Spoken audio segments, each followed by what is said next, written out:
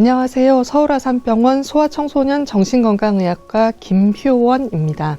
드라마 더 글로리를 보면서 아이를 키우는 부모의 마음은 마냥 통쾌하지는 않은데요. 학창시절에 친구들과 다투면서 클 수도 있지만 그런 정도의 문제가 아니라 내 아이가 공격성을 보이거나 다른 아이들의 마음과 입장을 배려하지 못한다면, 그래서인지 다른 아이를 괴롭힌다는 얘기를 들었을 때 부모님들이 어떻게 대처하시면 좋을지에 대해서 얘기해 보려고 합니다.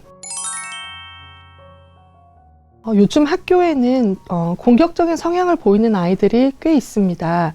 학교 폭력이라고 부르기에는 조금 과할 수 있지만 초등학교 저학년의 경우에는 이런 다소간의 공격성을 가진 아이들의 행동이 다른 아이들에게는 폭력으로 느껴질 수 있습니다.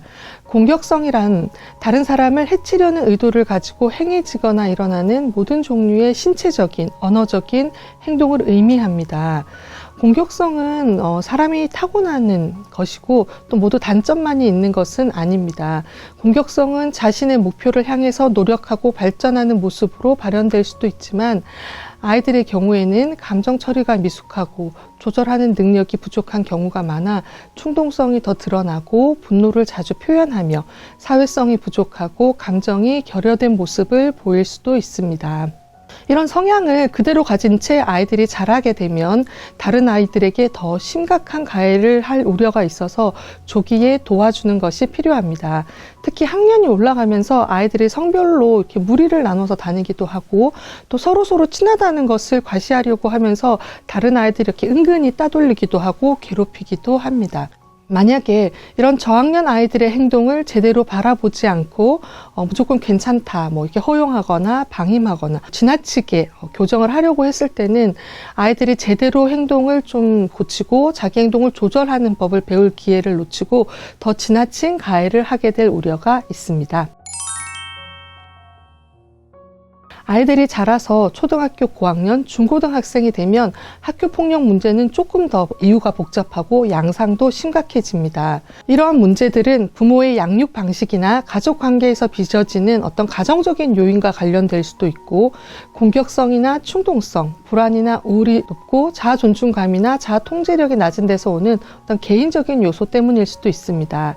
교사와의 관계나 부정적인 학교 분위기에서 오는 어떤 사회적인 환경의 영향도 있고요. TV나 유튜브, 온라인상에서 쉽게 접하는 요즘 이런 매체가 너무 많으니까요. 이런 매체들의 영향도 무시할 수가 없습니다. 더 글로리의 박연진도 엄마가 지나치게 불을 쫓고 무당집에 드나들고 또 박연진이 학교 폭력을 하는 것을 알고도 이를 야단치거나 교정하지 않는 굉장히 좀 평범하지 않은 가정 환경을 보여주고 있습니다. 또한 피해자를 묵인하는 학교의 분위기도 가해자에게는 유리한 환경을 만들어 줬을 것입니다. 박연진 개인이 가지고 있는 성격도 크게 작용한 것으로 보입니다. 좀 공격적이고 잔인한 성격, 다른 사람을 쉽게 이용하고 다른 사람의 감정을 이해하지 못할 뿐만 아니라 다른 사람의 고통을 즐거워하는 모습, 그리고 예민하고 불안한 이런 박연진 같은 성향이 학교 폭력의 원인이 되기도 합니다. 여러 가지 원인이 있겠지만 아이들의 마음속에 가지고 있는 가장 근본적인 감정이 불안감인 경우들이 되게 많습니다.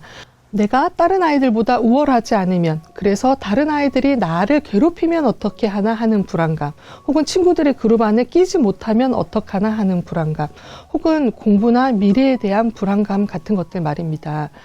중고등학교 시기에 발생하는 학교폭력의 정도가 심해지지 않게 초기부터 아이들 마음속에 있는 어떤 불안함을 가족과 사회가 잘 알아차리고 이를 잘 조절할 수 있도록 도와주는 것이 중요하겠습니다.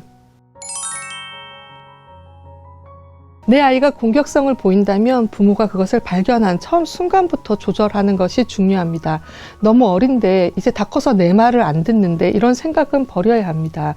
아이들을 제대로 훈육하기 위해서는 제일 먼저 부모 자신의 감정 조절이 중요합니다. 차분하고 단호하게 훈육해야 합니다. 부모가 흥분하거나 화를 내거나 이렇게 하면 아이는 문제 행동 자체보다는 엄마가 나한테 화를 냈다는 엄마의 태도 자체에 더 초점을 맞추게 됩니다. 또한 아이들은 본능적으로 부모의 행동을 따라하고 자연스럽게 학습합니다. 차분하지만 단호하게 또 아이의 행동은 안 되는 것이라고 얘기를 해줘야 됩니다. 그리고 아이의 공격적인 행동이 다른 사람에게 어떤 피해를 주는지 정확하게 알려줘야 됩니다. 아이의 나이에 따라서는 타임아웃 같은 어떤 훈육 방법을 시행하는 것도 도움이 될 수 있습니다.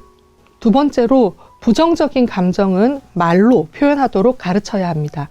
가능하면 아이의 마음을 읽어주고 아이의 감정에 이름을 붙여주세요.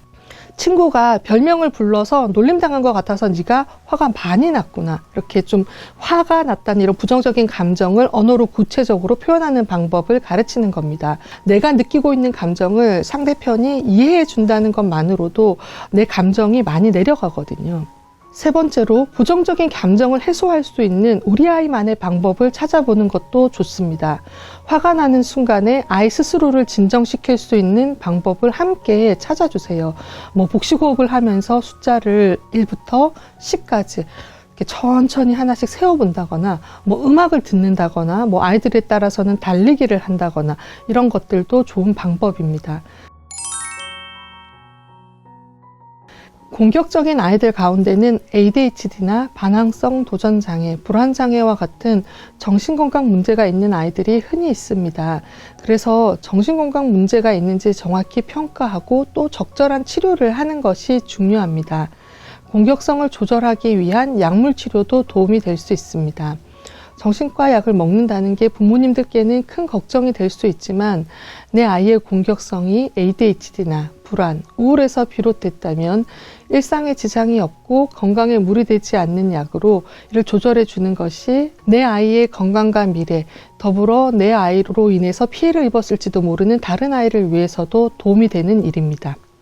약물 외에도 사회성, 감정 조절, 분노 조절 능력을 키우기 위한 사회기술 훈련이나 분노 조절 훈련 프로그램도 도움이 될 수 있습니다. 간혹 부모님들 중에는 어린아이가 안쓰러워서 또 마음이 약해져서 혹은 또 아이에게 뭔가 이렇게 내가 잘 해주지 못한 것 같은 죄책감 때문에 아이를 제대로 훈육하지 못하거나 때로는 방관하는 경우도 있습니다.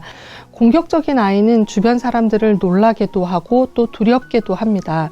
그렇지만 이런 아이들의 마음속에는 사실은 우울이라든지 불안이라든지 좌절감이 있는 경우도 많습니다. 아마 아이도 자기 자신의 행동을 스스로 조절하지 못하고 있는 상황이 감정적으로 힘이 많이 들 겁니다.